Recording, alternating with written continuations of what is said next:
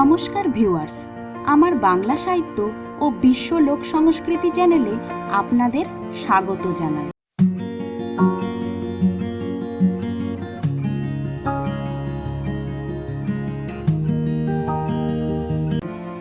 নিত্য নতুন ভিডিওর আপডেট পেতে নিচে সাবস্ক্রাইব বাটনে ক্লিক করে আমার চ্যানেলটিকে ফ্রিতে সাবস্ক্রাইব করুন।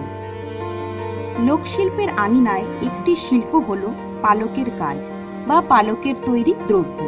শুধু ভারতেই নয়, বিশ্বের বিভিন্ন প্রান্তেই এই শিল্পের কম বেশি প্রকাশ দেখা যায়। শীত, গ্রীষ্ম, বর্ষার হাত থেকে দেহকে রক্ষা করার জন্য দেহকে আবৃত করা প্রয়োজন। তাছাড়া লজ্জা নিবারণের কারণেও আদিম মানুষের মধ্যে বস্ত্র পরিধানের তাগিদ দেখা গিয়েছিল। এছাড়াও বড় কারণ ছিল শিকার ও আত্মরক্ষা।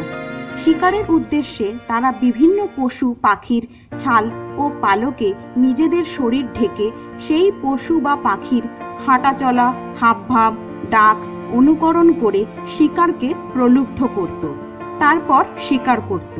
সেই থেকে পাখিরা পালকের সাজ পরা আজও আদিবাসী সমাজে প্রচলিত আছে। আদিবাসীদের সাথে বন জঙ্গল, পশু পাখি ও অরণ্য প্রকৃতির নিবিড় যোগ থাকে। তাই তারা তাদের নানা অনুষ্ঠান ও নাচ গানে পালকের সাজ পরে থাকে। বর্ণ হিন্দু বা মুসলমানদের মধ্যে এর ব্যবহার তেমন দেখা যায় না। বর্তমানে পশ্চিমবঙ্গের আদিবাসীদেরও এর ব্যবহার কমে আসছে, কিন্তু ভারতের অন্যান্য প্রান্তে যেমন অসম, মিজোরাম, মণিপুর, নাগাল্যান্ডে এর কম বেশি ব্যবহার লক্ষ্য করা যায়।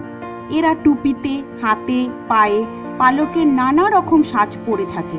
তবে প্রত্যেক অঞ্চলের সাজ তাদের আলাদা আলাদা বৈশিষ্ট্যবাহী। পশ্চিমবঙ্গের নানা মুখোশে পালকের ব্যবহার দেখা যায়।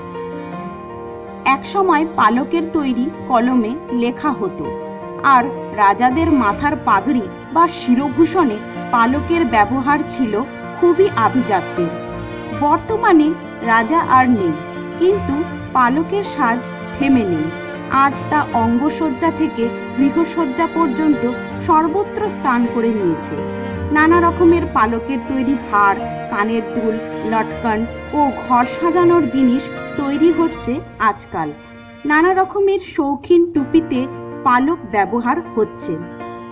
নিতান্ত সাধারণ পালকের সাজ আজ গগনচুম্বী সম্মান পেয়েছে বলা যায়, কারণ বর্তমানে দেশ বিদেশের ফ্যাশনে পালকের পোশাক বিশেষ মর্যাদা পেয়েছে। আদিবাসী সমাজ থেকে তা আজ আধুনিক সমাজে প্রবেশপত্র পেয়ে গেছে।